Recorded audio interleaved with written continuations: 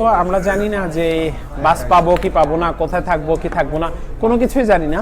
তবুও মূলত আসলে খাওয়ার জন্য, শুধু খাওয়ারটা নেই এখানে আসা। কলজার ভিতর গাথি রাখবো তোমারে, কলজার ভিতর গাথি রাখবো তোমারে, সিনার লগে বাঁধি রাখবো তোমারে ও নয়। আর কালা ভুনা এই জিনিসটা আসলে আমি খুলনায় খুঁজেছি। বা এই হলো চোনার ডাল, চোনার ডালটা নিয়ে একটু দেখি, মেজবানি গোশটা ট্রাই করে দেখি।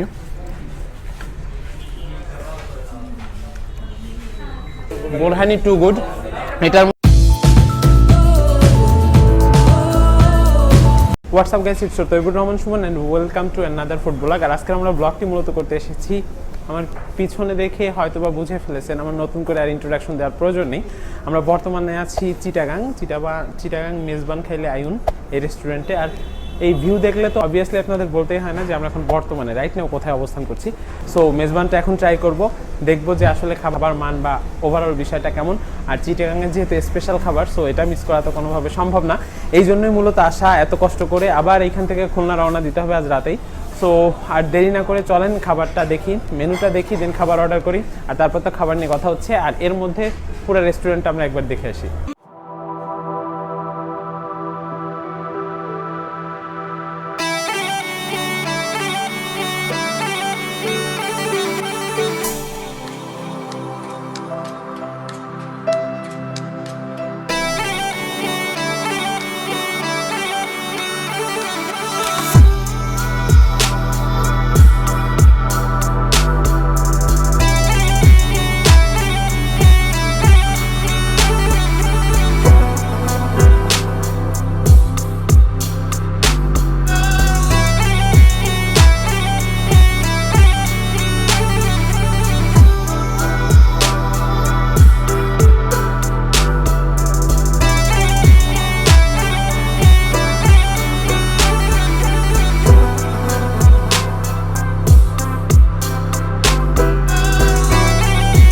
আমরা রেস্টুরেন্টের ভিউটা দেখলাম। আসলে রেস্টুরেন্টটা অসাধারণ একটা থিমে সাজানো হয়েছে, বিভিন্ন অক্ষরে অক্ষরে লেখা বিভিন্ন জায়গায়। তারপরে খাবারের নাম হালা ভুনা, কালো ভুনা, গোস্ত, মেজবানি গোস্ত, এরকম অসাধারণ কিছু নাম দিয়ে আর কি মূলত পুরো রেস্টুরেন্টটা সাজানো।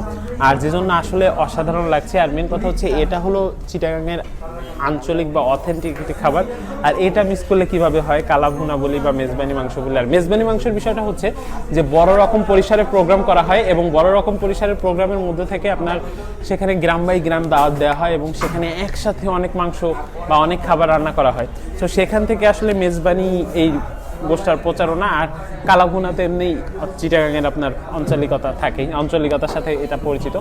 আর মেন কথা হচ্ছে এটা দাওয়াতটা হয় খুব ইন্টারেস্টিংভাবে, মাইকে দাওয়াত দেওয়া হয়। যতদূর পর্যন্ত এই অ্যানাউন্সমেন্ট শোনা যায় যে প্রোগ্রামে, ততক্ষণ পর্যন্ত বা যত মানুষ শুনবে তত মানুষের দাওয়াত। সো ভাবা যায় যে কত বড় পরিসরে একটি প্রোগ্রাম করা হয় এই চিটাগাং মানুষের জানি।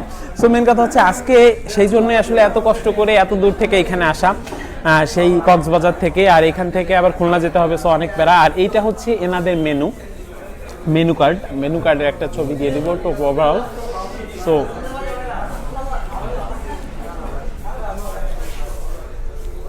এটা হচ্ছে তাদের মেনু কার্ড। এখানে বিভিন্ন রকমের, প্রথমে তারা দুইটা সেট মেনু রাখছে।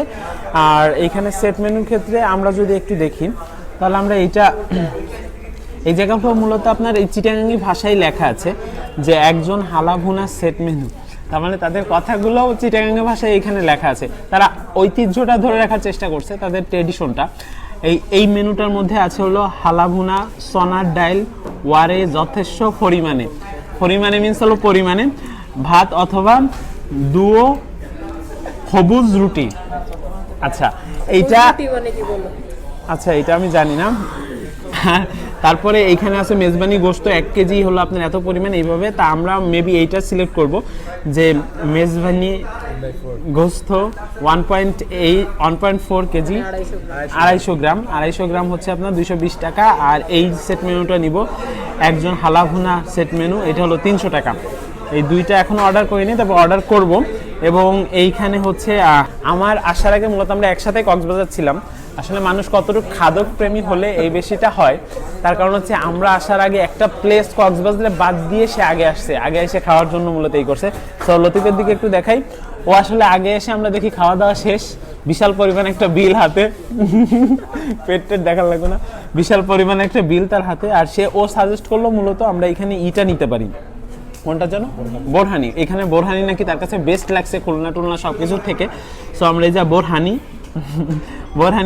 নিব, এটা 60 টাকা। আর তাছাড়া কোল্ড ড্রিঙ্কস এগুলো তো থাকছে। সো আমরা মূলত এখন অর্ডার দিব। আমরা জানি না যে বাস পাবো কি পাবো না, কোথায় থাকবো কি থাকবো না, কোনো কিছুই জানি না।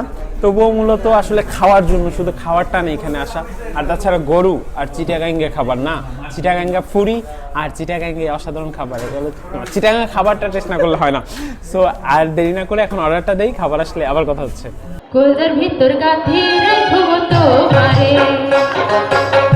কলজার ভিতর গাথি রাখব তোমারে, সিনার লগে বাঁধি রাখব তোমারে ও নোনাই রে, সিনার লগে বাঁধি রাখব তোমারে ও নোনাই রে, কলজার ভিতর গাথি রাখব তোমারে, কলজার ভিতর গাথি রাখব তোমারে, হইলার কলজার গুরু করানে রাধা করে সারা ঢিকে আর বিদেশ করা, আই কোনদিন যাইও, আই কোনদিন যাইও তুয়ার সারি। আর রাইস কি আপনার বুফে কোয়ালিটি, তার আনলিমিটেড?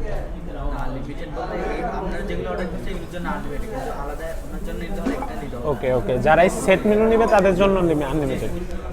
ওকে। সো গাইজ, মূলত খাবার চলে এসেছে, আমাদের সেই মেজবানি খাবারটা।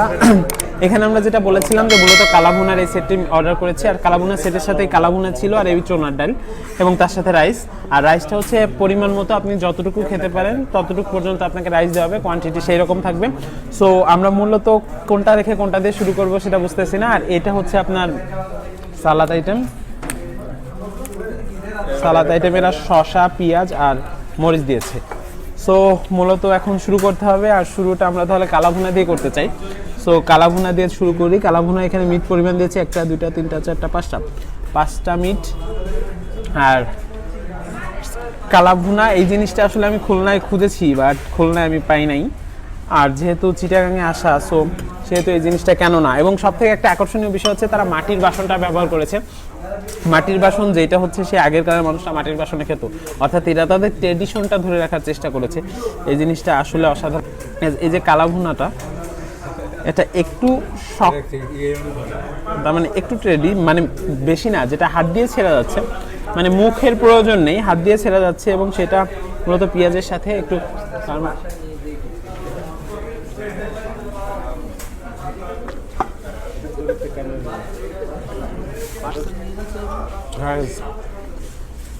এক কথা হলো এই এত ট্যুর শেষে গরুর গোশত, আর 2 কথা হচ্ছে কালাভুনা মুখে দিলে একটা অন্য রকমের অ্যারোমা আসতেছে, যেটা একটা স্মোকি হালকা একটা লাইটলি ফ্লেভার আসতেছে। এবং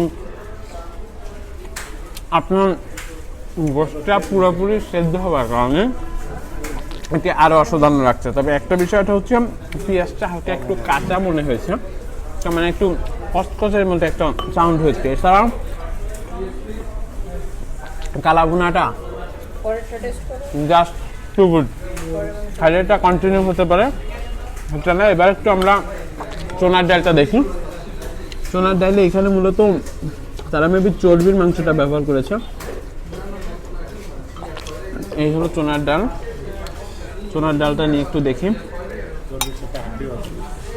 চর্বি বা হাড্ডিযুক্ত মাংস ব্যবহার করেছে, চর্বি বা হাড্ডিযুক্ত মাংসটা ব্যবহার করেছে তারা। এই যে চোনার ডাল মানে হচ্ছে ছোলার ডাল।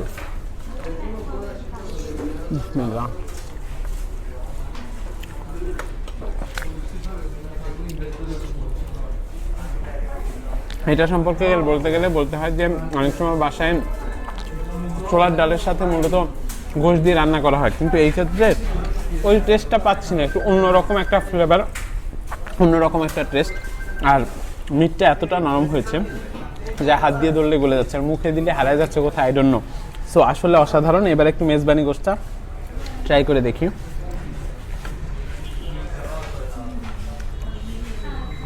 এখানে হলো গ্যাস 1.4 অর্থাৎ 250 না 250। আমি একটু মেজবানি গোশতটা ট্রাই করে দেখতে চাই। আর এটা হচ্ছে মিট কোয়ালিটি এবং এর মধ্যে আছে বিভিন্ন রকমের রয়েছে, অর্থাৎ কলিজা রয়েছে। আবার গ্যাস আমি যদি একটু দেখাই, তার মানে হাত দিয়ে খুব ইজিলি এটা ছেড়ে যাচ্ছে, অর্থাৎ কতটা সফট এটা বোঝা যাচ্ছে এখান থেকে। সো এখান থেকে একটু খেয়ে দেখার চেষ্টা করি।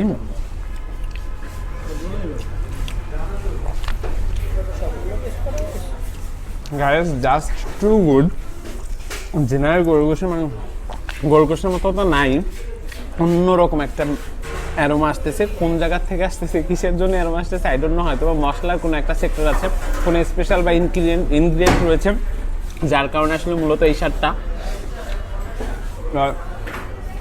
Really too good. আমি আসলে কোনটা রেখে কোনটা বলবো আই ডোন্ট নো। লতিফ বলতেছিল ওর কাছে কালা ভুনাটা বেশি ভালো লাগেনি, তবে ভাই ফ্র্যাঙ্কলি স্পিকিং আমার কাছে কালা ভুনাটা অনেক ভালো লাগছে। আমার কাছে রেটিং এ 10 কিন্তু ওটা 10 কালা ভুনাটা ভালো লাগছে। মেজবানি মাংসের উপর তো কথাই হবে না।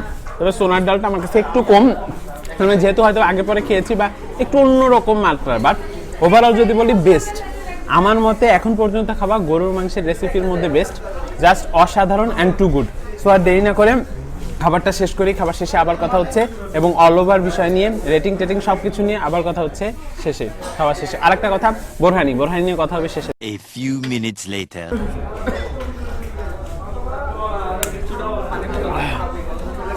সো গাইস খাওয়াটা সব কমপ্লিট করলাম। আসলে মেন কথা হচ্ছে চিটাগাংয়ের ঐতিহ্যপূর্ণ এই খাবারটি আসলে অসাধারণ ছিল। এক্সকিউজ মি, আপনাদের ভেন্যু কয়টা চিটাগাংয়ের মধ্যে? এই মেজবানি খালে শাখা আছে স্যার, আগ্রাবাদ আছে, লালকাম বাজার আছে, জামালখান আছে, তারপর হচ্ছে এটা আমাদের মুরাদপুর। মুরাদগঞ্জ। এটা আচ্ছা, চিটাগাংয়ের বাইরে থেকে যদি কেউ খাবার অর্ডার করতে চায় তাহলে তার প্রসেস সম্ভব না। সো আমরা যেটা শুনলাম যে চিটাগাংয়ে মূলত তাদের 4টা ব্রাঞ্চ এবং চিটাগাং বাদে ঢাকা একটা ব্রাঞ্চ আছে। সো আমার কথা খুলনা না কেন। আর আলটিমেটলি 3টা খাবারই চেষ্টা করলাম, 3টা খাবারই খাওয়ার চেষ্টা করেছি। মেন কথা হচ্ছে ঐতিহ্যবাহী একটা খাবার খেতে আসছি, সো হোয়াই নট, মন ভরে খাবো। আসলে খাবার পর্যাপ্ত পরিমাণ ছিল। আর যেটা স্বীকার করতে আসলে লজ্জা নেই, বিকজ খাবার পরিমাণটা আমি বুঝতে পারিনি। মাহাদি বলছিল যে এটা টু মাচ হয়ে যাবে, সো সেইটাই হয়েছে যে টু মাচ হয়েছে। বাট খাবারটা আসলে ভালো ছিল। আমার থিঙ্কিংটা অন্যরকম ছিল, যে লতিফ 1.5 কেজি খাইছে, সো আমরা 1.5 ভাবলে পারবো না কেন, সরি আধা কেজি খাইছে, সো 1.5 কেন পারবো না, এরকম একটা থিঙ্কিং ছিল। যাই হোক, কিন্তু সমস্যা হচ্ছে যে 3টা জিনিসের মধ্যে বেস্ট বের করা খুব কষ্ট ছিল। বাট আমার কাছে পার্সোনালি কালো ভুনাটা ভালো লেগেছে এবং মেজবানি মাংসটা ভালো লেগেছে। বাট ওই ইসেরটা ডালটা মূলত এভারেজ ছিল, চোনার ডালটা, এটা হলো আমার কাছে। বাট মাহাদির কাছে কোনটা ভালো লাগছে? যেহেতু মেজবানি খেতে আসছে স্পেশালি সেই কক্সবাজার থেকে শুধু বাসে করে এই পর্যন্ত আসা, আমার কাছে স্পেশালি মেজবানিটা ভালো লাগছে। ওভারঅল কালাবোনা এবং ওই সোলার ডাইট এটাও ভালো ছিল, বাট স্পেশাল বেশি ভালো লাগছে মেজবানি যে গোশত। মাসুদ কোনটা বেশি ভালো লাগছে?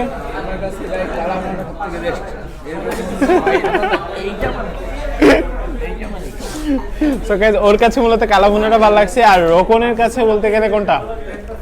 সত্যি কথা বলতে আমার মেজবানিও অতটা ভালো লাগেনি, আমার কালাভুনাও ভালো লাগেনি। আমার কাছে চোলার ডালটা ভালো লাগছে, কারণ এই যে চর্বি দিয়ে ডাল রান্না করা, এটা আমার বাসায় রান্না করে। আমি এই আইটেমটা আমার খুব পার্সোনালি খুব পছন্দের, এবং এইখানে সেই স্বাদটা আমি অন্যরকম ভাবে পাইছি। সো আমার এটাই ভালো লাগছে। ওইটা প্রায় তুমি কত দিতে চাও যদি রেটিং করতে হয়? কোনটা? ডালটা আমি 9.5। কালা ভুনা রুটি যদি রেটিং করতে বলা হয় কত দিবি 10-এর মধ্যে? মেজবানি মাংস যদি রেটিং করতে বলা হয় তাহলে 10-এর মধ্যে কত দিবা? 9, 10 আর ধরো। সো গাইজ মেন বিষয়টা হচ্ছে যে একটা জিনিস ক্লিয়ার এইখান থেকে, এই সবার পয়েন্ট অফ ভিউ থেকে, যে মেন কথা হচ্ছে যে 3টা আইটেম ছিল, 3টা আইটেমে আর একটা আইটেম সেটা হচ্ছে এই তার মানে বোরহানি, এবং এই বোরহানিটাও বেস্ট, এটাও 10-এ 10। তার মানে একটা জিনিস বোঝা যায় সবার যে রুচি বা চয়েস, সেই জিনিসটা যখন কানেক্ট করে যায় কোথাও না কোথাও, যখন এই জিনিসটা কানেক্ট করে যায় যে খাবার চয়েসটা এক একজনের এক একটা ভালো লাগছে, এবং সব কয়টাই এক একজনের না এক একজনের ফেভারিট, এমন কোনো ডিশ নেই যে এটা আমার বা এটা কারোর ভালো লাগেনি। সো মেন কথা হচ্ছে এ থেকে বোঝা যায় যে খাবার টেস্টটা এবং খাবার মানটা এবং খাবার পরিমাণ অলসো কতটা মজার বা কতটা ভালো ছিল, এবং রাইসটা হলো আনলিমিটেড ছিল। সো আর এই বোরহানি টু গুড। এটার মধ্যে আপনারা একটা লাচ্ছি কোয়ালিটির একটা ফিল পাবেন, তার সাথে সাথে আপনার বোরহানির ফিল পাবেন। জাস্ট টু গুড, ঠান্ডা ঠান্ডা একটা ফ্লেভার, জাস্ট অসাধারণ, ভাষায় প্রকাশ করার মতন এমন। সো গাইজ, সো আপনারা এখানে আসতে পারেন। আসলে আমি এটুকু রিকমেন্ড করতে পারি যে অবভিয়াসলি চট্টগ্রামে আসলে মেজবানি খাইলে আইউন এই রেস্টুরেন্ট যে কোনো শাখায় একটা অবশ্যই খেতে পারেন। ঢাকায় যারা আছেন ঢাকায়ও ট্রাই করতে পারেন, জাস্ট টু গুড লাগবে। আর বিফ লাভারদের জন্য তো স্বর্গ বলা চলে। সো আজকের এই মেজবানি মাংস চট্টগ্রাম থেকে এই পর্যন্ত। আজ চলে যাচ্ছি, কিন্তু যাচ্ছি না, দেখা হবে আবার অন্য কোনো ব্লগ নিয়ে অন্য কোনো সিটিতে। ততক্ষণ পর্যন্ত ভালো থাকবেন, সুস্থ থাকবেন, কারণ আপনি ভালো থাকলে ভালো থাকবে আপনার ফ্যামিলি, এবং আপনার ফ্যামিলি ভালো থাকলে ভালো থাকবে আমাদের দেশ। আসসালামু আলাইকুম।